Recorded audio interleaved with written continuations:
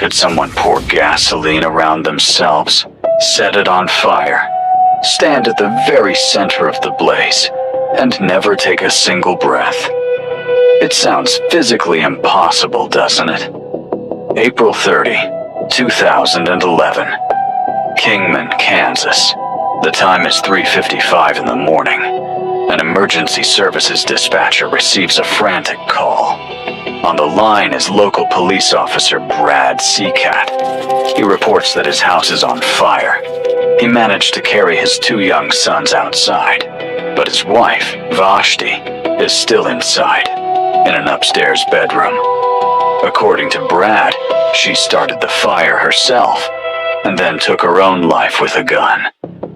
Once firefighters bring the flames under control and make their way into the bedroom, they find 35-year-old Vashti. Beside her are a .44 caliber Ruger Red Hawk revolver and a partially melted plastic fuel container.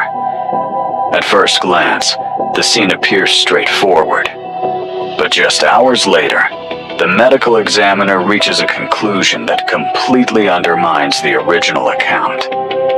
Vashti suffered a gunshot wound to the head. That much is undeniable. But tests show exactly 0 carbon monoxide in her bloodstream. Her lungs are completely clear, with no trace of soot inside them. How could a woman start a fire in a closed bedroom without breathing in any smoke before pulling the trigger? Today, we're looking at a case where the physical evidence simply refuses to line up with the survivor's story. And to understand why, we need to examine what was happening behind the seemingly perfect image of this marriage in the days leading up to the fire. To make sense of these strange physiological contradictions, we first need to look at the family in their everyday lives. Who were they before that night? From the outside, their life looked like something straight out of a polished magazine ad. They had started dating in high school and officially married in 2004. Brad wasn't just an ordinary patrol officer working the streets. He was a respected law enforcement veteran with an excellent reputation who had worked his way into a prestigious position. By then, he was an instructor at the Kansas Law Enforcement Training Center. He taught recruits how to collect evidence, analyze a crime scene, and conduct interviews. In other words, he understood the entire investigative system from the inside out. Keep that detail in mind. It will become very important very soon. Vashti was the heart of her local social circle. She worked in an office for a few hours each week and spent much of the rest of her time helping at the daycare, attended by her older son, Brenton. Her younger son, Bronson, had just turned 2. Neighbors described her as an exceptionally warm person who was always ready to listen. The couple had a beautiful home, a steady income, and a reputation for being completely happy together. But we all know there's no such thing as a perfect marriage, right? There's always something else hiding behind the picture-perfect image. 1 week before the fire, on April 23, something highly unusual happened. Brad and Vashti had planned to host their usual backyard barbecue for friends. The invitations had already gone out, and the food had been purchased. Picture living in a small community where gatherings like this are a big part of the local culture. Then, without warning, the entire event is canceled. No clear explanation. Calling everything off at the last minute was bound to get the neighbors' attention. For a couple known for being so socially active, it immediately seemed suspicious. Brad briefly told an acquaintance that he and Vashti were dealing with serious disagreements and simply weren't in any position to entertain guests. Sounds like an ordinary argument between spouses, right? That was my first thought when I came across this case. But the reality turned out to be much more serious.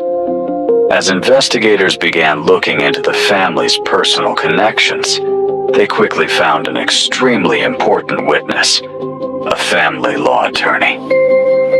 It turned out that shortly before the barbecue was canceled, Vashti had secretly met with him. She wasn't simply venting about problems in the marriage or asking for general legal advice. She gave the attorney direct instructions to prepare official divorce papers. By the end of April, the entire set of documents was complete. Vashti picked them up from the law office and signed them without hesitation. The legal process had already begun, and she had no intention of turning back. Only one procedural step remained. The papers had to be formally delivered to Brad for his signature. You have to admit, that completely changes the context of this story. Temporary marital problems are one thing.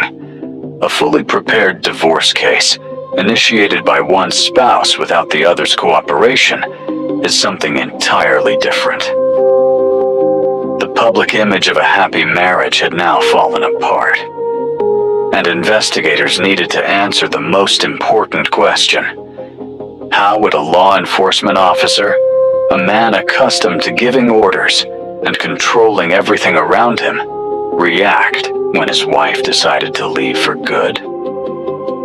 To find that answer, investigators had to learn what was really happening behind closed doors inside the Seacat home.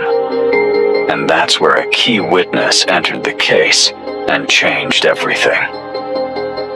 Her name was Dr. Connie Suderman, a licensed marriage and family therapist. In November 2010, Brad and Vashti first walked into Dr. Suderman's office, hoping to save their marriage. But couples counseling did not last very long. Brad quickly lost interest in working through their problems and simply stopped showing up for the sessions. Vashti, however, continued seeing the therapist on her own. And in that private, protected setting, she began revealing details that completely contradicted the image of a happy, stable family.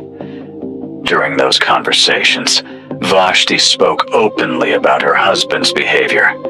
She described him as obsessively controlling, highly manipulative, and determined to shut down any attempt she made to act independently. Dr. Suderman carefully documented her patient's condition in her clinical notes. During the early stages of therapy, Vashti appeared exhausted, deeply unhappy, and completely lost. But do you know what stands out most in the therapist's records? The moment Vashti made the final decision to leave the toxic relationship, her emotional state began improving rapidly. Dr. Suderman watched her come back to life. Vashti no longer saw herself as someone trapped by circumstances. She began making clear, practical plans for the future. She wanted to start exercising again, improve her diet, and, most importantly, move away. She planned to live closer to her sister so she could spend more time with her family in a calmer, healthier environment. You have to admit, that does not sound like someone preparing to end her own life. It sounds like the exact opposite. Vashti was preparing to finally start over and build a new life without the constant pressure. On April 19, just 11 days before the late-night call to emergency services, Vashti attended another therapy session.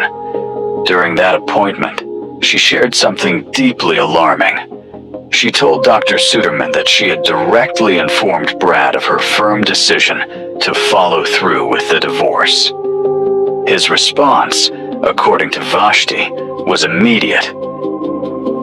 She said he looked her straight in the eyes and told her that if she dared to leave, he would take her life and make sure their sons remained with him permanently. Let's stop there for a moment.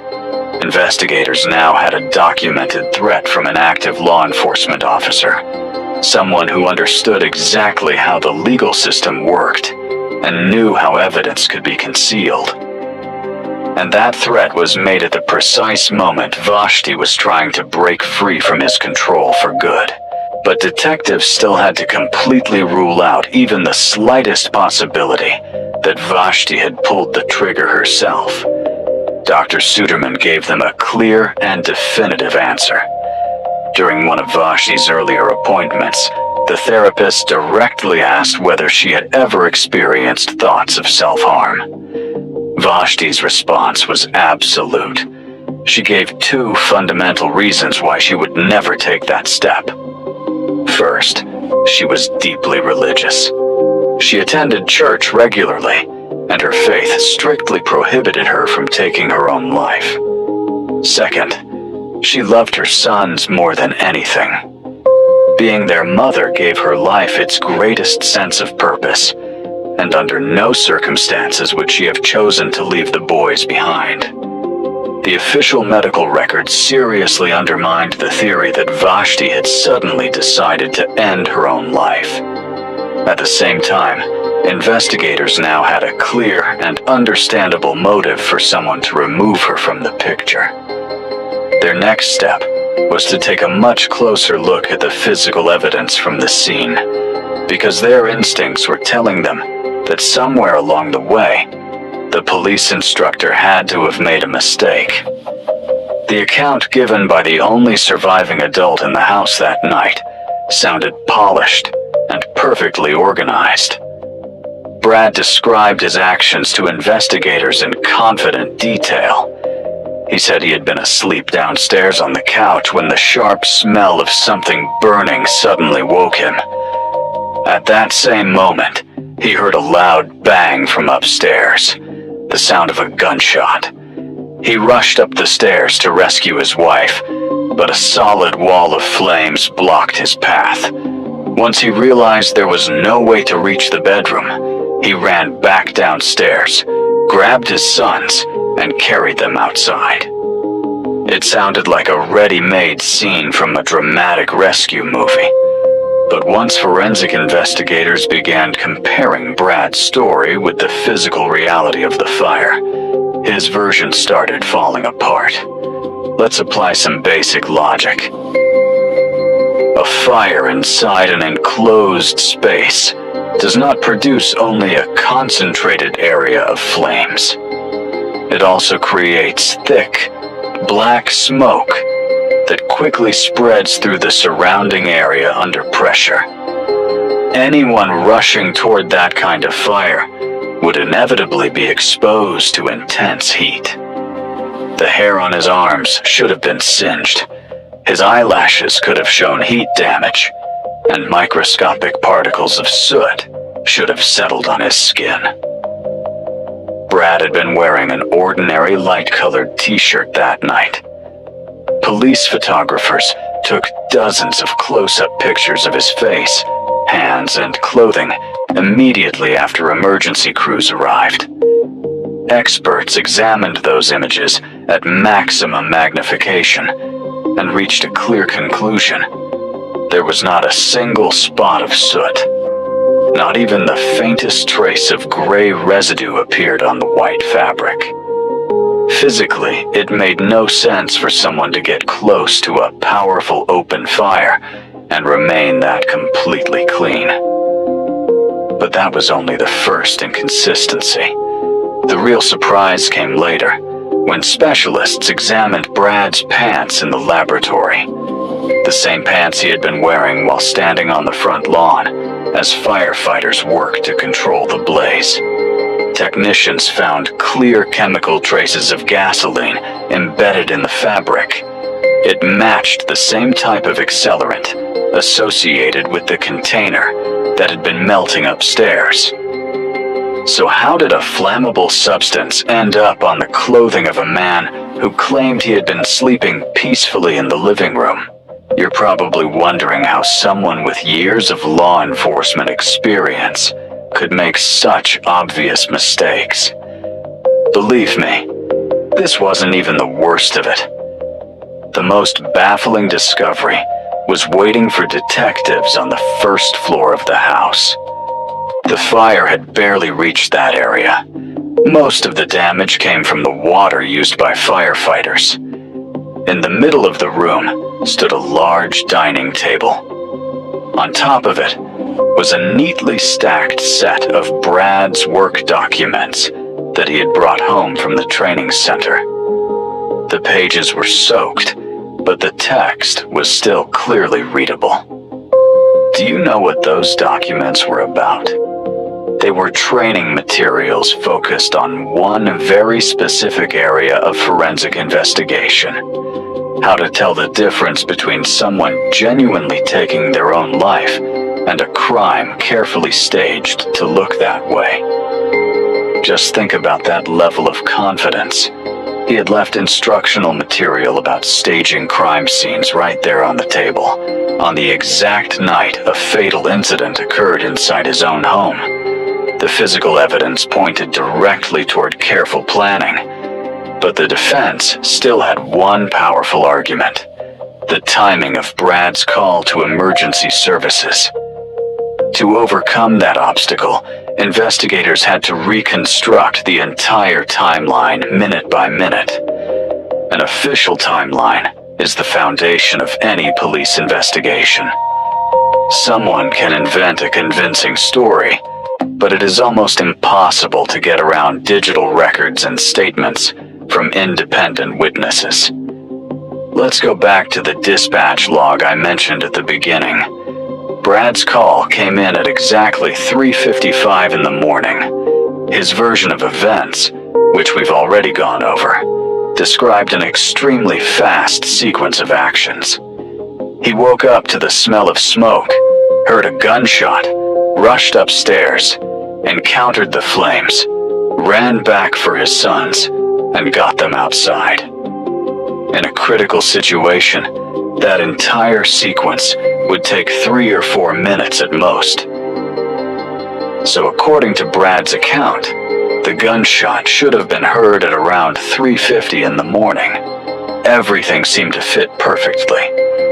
But then, detectives began the standard process of interviewing residents along East B Avenue. A woman who lived nearby had been unable to sleep that night. She was sitting in her living room watching television, and this witness had one particularly useful skill.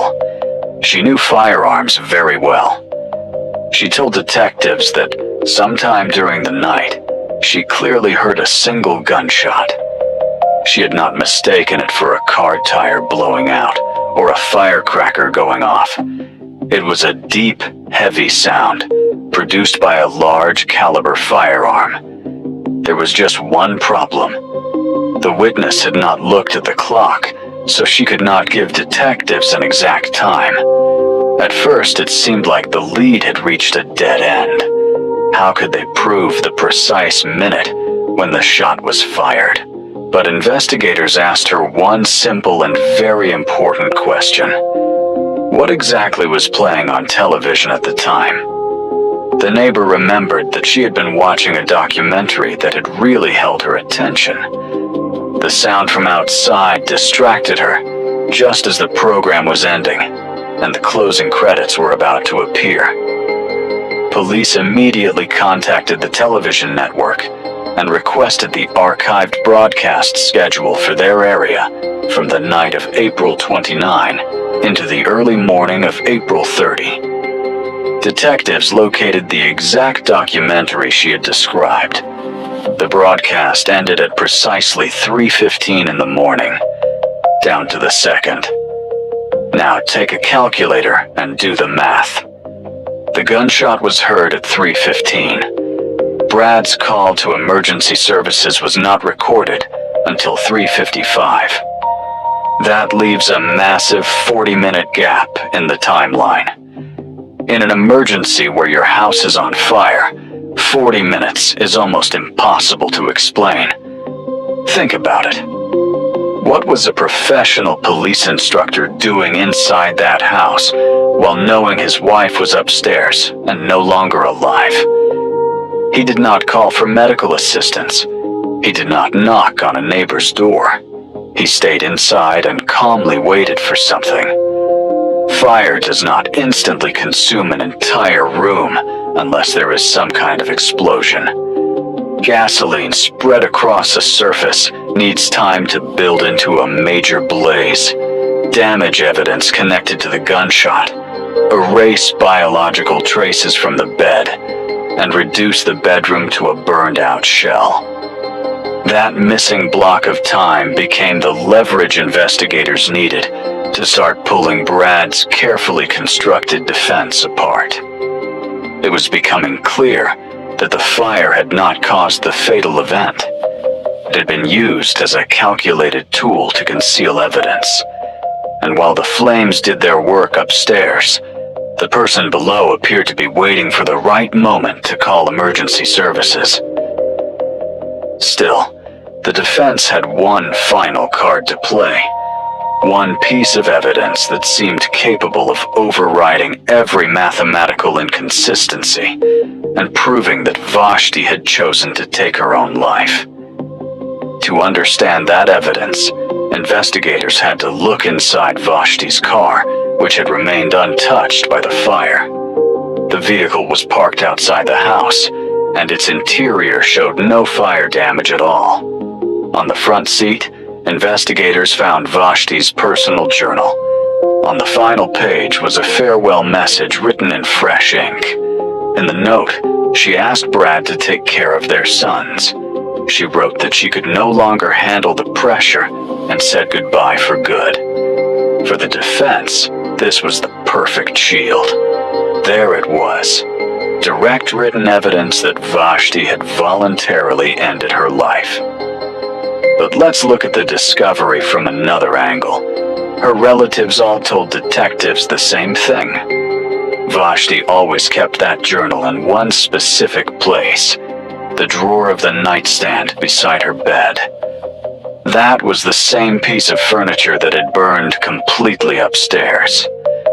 What incredible luck that on the exact night everything happened, the journal had somehow been moved into the safety of her car outside.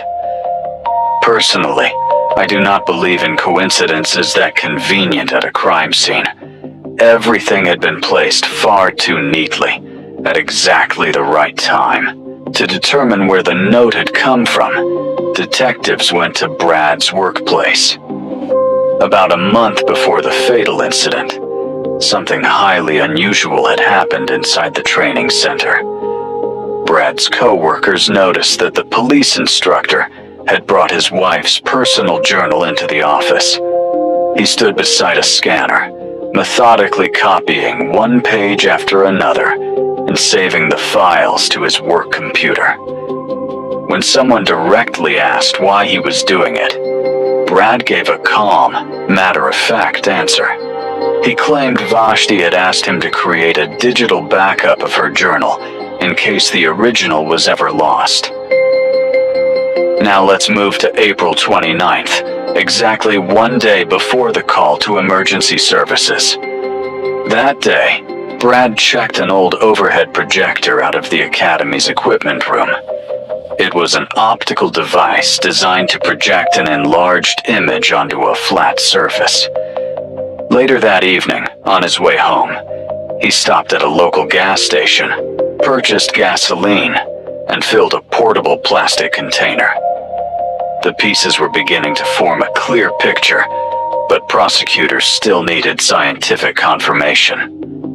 The journal was sent to Dennis McPhillips, an independent certified forensic document examiner with years of experience working for a Bureau of Investigation. McPhillips examined the farewell message under a microscope and carefully compared it with Vashti's earlier entries. The difference was dramatic. Her previous writing had been quick and natural, with smooth, consistent pressure. The final page, however, had been written at an unnaturally slow pace. The lines contained microscopic tremors, typically seen when someone is not writing freely from memory, but carefully tracing another person's lettering. Certain characters, especially the lowercase letter B, appeared at an unusual angle and had been crudely corrected while the ink was still fresh. McPhillips reached a definitive conclusion. The note was a carefully produced forgery.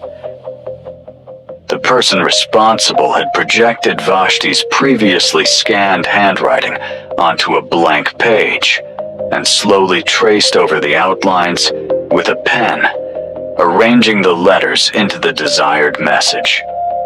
That is an extraordinary level of confidence, wouldn't you agree?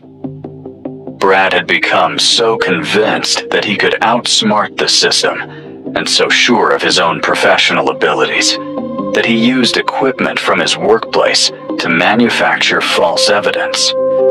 He apparently believed the flames would erase every mistake, and that the discovery of the journal would bring the investigation to a close within the first 24 hours. Investigators now had every concealed piece of the puzzle in front of them. Forged evidence, the advanced preparation of an accelerant, a broken alibi, and a precise timeline. It was time to put the hard facts together and reconstruct what had actually happened that night, step by. We've gone through every mistake Brad made. Now let's step inside the events of that night and examine what those missing 40 minutes may have looked like from inside the house. Picture the scene. It is the middle of the night. In nearby rooms, Brad and Vashti's 2 young sons are sleeping peacefully, completely unaware of what is happening. At exactly 3:15 in the morning, that same heavy blast from a large caliber firearm rings out. The shot strikes Vashti as she sleeps, and from that moment on, time inside the house seems to stop. Just think about the kind of cold, almost inhuman self-control this would require. Most people who commit a serious crime immediately give in to panic. They make frantic, disorganized moves and try to get as far away as possible. But this was someone who knew exactly what he was doing. Brad was in no hurry. He began methodically sanitizing the scene. The firearm was placed on the mattress beside Vashti. Then he brought out the plastic container he had prepared in advance. The harsh-smelling liquid was poured generously across the bedding, her clothing, and the carpet. The objective was obvious.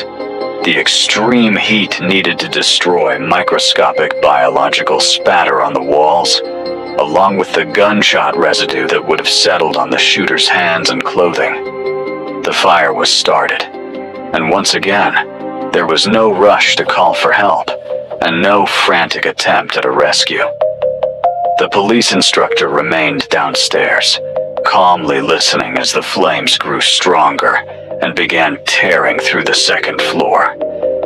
He needed to wait until the fire reached the point of no return, the moment when the temperature inside the bedroom became so intense that no forensic investigator could recover the original biological evidence. He was playing with fire in every sense of the phrase, carefully controlling the destruction as it unfolded. Only when the thick black smoke began filling the hallways and the bedroom was beyond saving, even for trained fire crews, did he enter his son's rooms.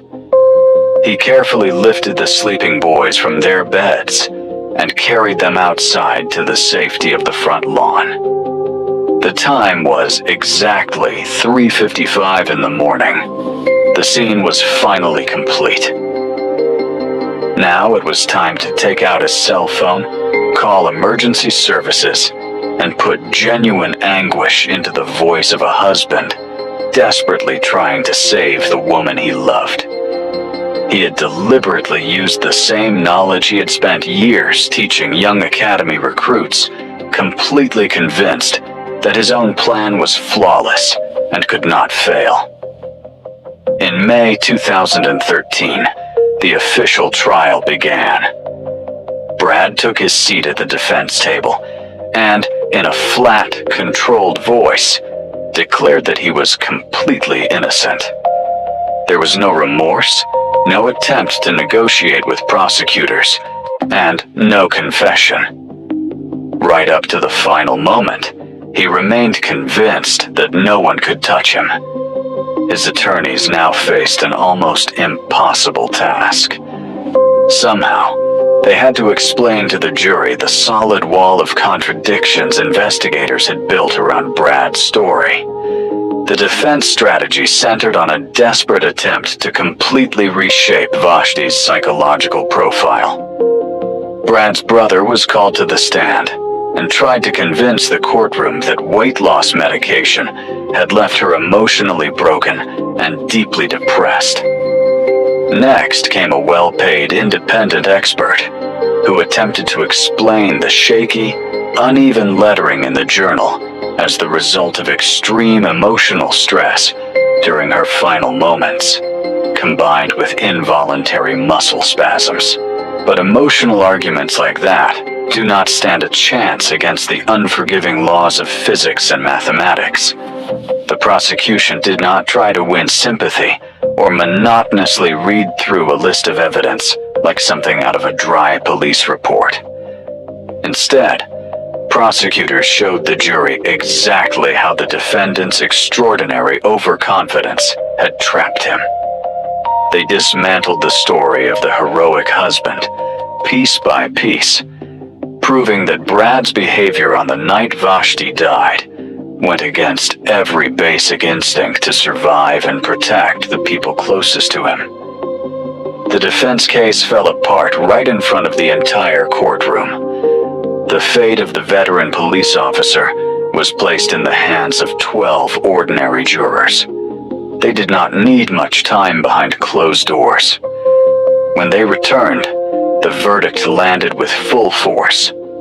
Guilty on every count, including a first-degree crime involving Vashti's death and deliberately placing his own sons in direct danger by setting the fire. The sentence was as severe as the law allowed: life in prison, with no possibility of even seeking parole for at least 25 years. Immediately after the proceedings ended, Brenton and Bronson's future was also decided. Legal custody was officially awarded to Vashti's relatives. The boys remained with a stable, loving family, permanently separated from the man who had taken their mother away from them. Do you know what is truly disturbing about the hard facts of this case? It is the sheer cynicism of a father deliberately starting a fire on the same floor where his own young sons were sleeping peacefully. Brad genuinely believed that his knowledge of police procedures made him smarter than every detective in the state. But science does not care about rank, reputation, or past accomplishments. In the end, it was his own arrogance and his attempt to direct the perfect performance that left behind the crucial traces that permanently closed the prison door behind him. And with that, the Seacat case finally came to an end.